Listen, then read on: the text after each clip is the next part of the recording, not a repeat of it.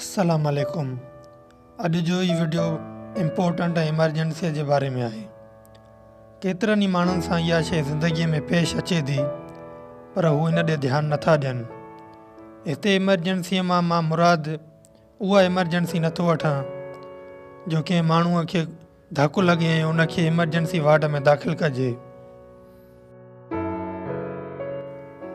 हर उहो कमु जेको असांजे मथां इमरजेंसी बणिजी ईंदो आहे, उहो असल में इम्पोर्टेंट कमु हूंदो आहे जेको असां माज़ीअ में न कयो हूंदो आहे। मसलन तव्हांखे हिकु किताबु ॾिजे जंहिंमें 150 पेज हुजनि ऐं तव्हांखे चइजे त हीअ किताबु तूं पढ़, साल खां पोइ तोखां इन किताब मां ई सवाल पुछिया वेंदा।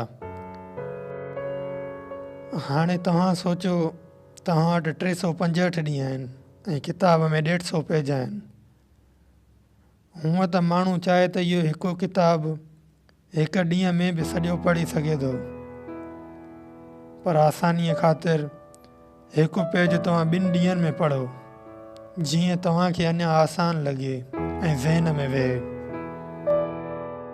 अगरि ईअं चइजे त 150 पेजनि वारो किताबु रोज़ु हिकु पेज पढ़ण सां तव्हां 300 ॾींहंनि में 2 दफ़ा पढ़ी वेंदो, पोइ बि तव्हां वटि 65 ॾींहं बचंदा ऐं तव्हां आसानीअ सां उन किताब खे ज़हन नशीन करे वेंदो।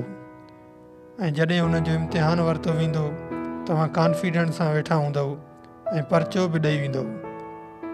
पर सवाल इहो आहे, पोइ बि माण्हू फेल छो था थी वञनि? जवाबु इन जो हिन वीडियो जो टाइटल ई आहे। हिकु पेज रोज़ु पढ़णु इम्पोर्टेंट हुयो। इहे माण्हू प्रोकास्टिनेशन में अड़िजी विया, अॼु जो कमु सुभाणे ते छॾींदा रहिया ऐं साल गुज़री वियो, ख़बर बि न पई। जॾहिं पेपरनि में हफ़्तो बचियो त पोइ हिननि खे यादि आयो ऐं हाणे इहो 150 पेजनि वारो किताबु 2-3 ॾींहंनि में काॾां ज़हन में वेहे। आसान अल्फाज़नि में जेको नंढो कमु रोज़ु करणु इम्पोर्टेंट हूंदो आहे, अगरि उनखे अॼु सुभाणे ते छॾे ॾिजे त उहो वक़्तु अचण ते इमरजेंसी बणिजी वेंदो आहे। रोज़ु हिकु नंढी इम्पोर्टेंट बिट पंहिंजे मक़सद ते लॻायो। मसलन तव्हां पंहिंजे मक़सद ते रोज़ु 1% कमु कंदव त साल में तव्हां उन ते 365% कमु कयो। साल गुज़रण में कहिड़ी देरि? मां सिर्फ़ु हिकु किताब जी सवली ॻाल्हि कई जीअं आसानीअ सां सम्झिजे। अगरि तव्हांखे कोर्स में 7-8 किताब आहिनि त उन्हनि जो बि तव्हां रोज़ु हिकु पेज पढ़ो।